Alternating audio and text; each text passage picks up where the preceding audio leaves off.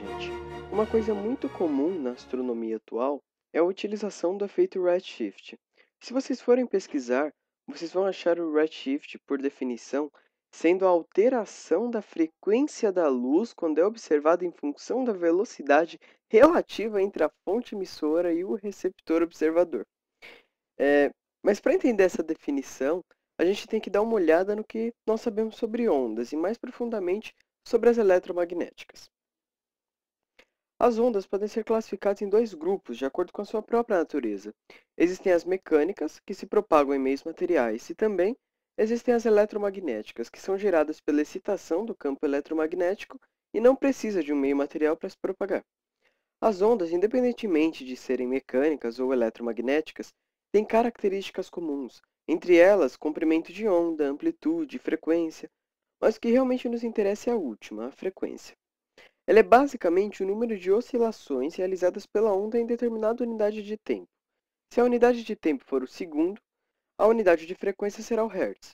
Ou seja, se a onda oscilar 10 vezes em 1 segundo, sua frequência será de 10 Hz. A frequência das ondas eletromagnéticas pode variar muito. Vamos dar uma olhada no espectro eletromagnético para entender mais um pouco.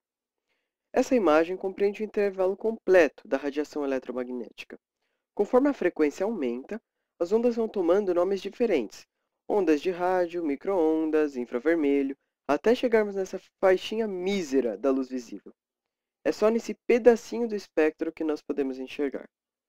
Mais acima nós temos o ultravioleta, raio-x, raios gama. Tudo não passa do mesmo tipo de onda, por vezes tratado como partícula, o fóton. Analisando mais firmemente a faixinha de luz visível, nós podemos notar que as diferentes cores são produtos das diferentes frequências de suas ondas.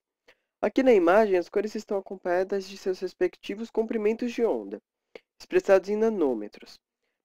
Acontece que quanto maior for a frequência, menor será seu comprimento de onda. Então, os tons de azuis têm uma frequência maior do que os tons avermelhados. Tá, mas e o redshift? Pense numa estrela distante emitindo sua luz em nossa direção.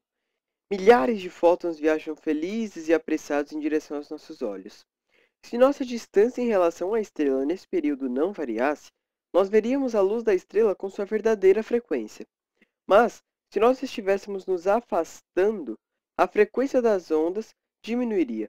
Então, com frequência mais baixa, ou comprimento de onda mais alto, a luz que chega até nós passa a mudar, tomando um tom cada vez mais avermelhado.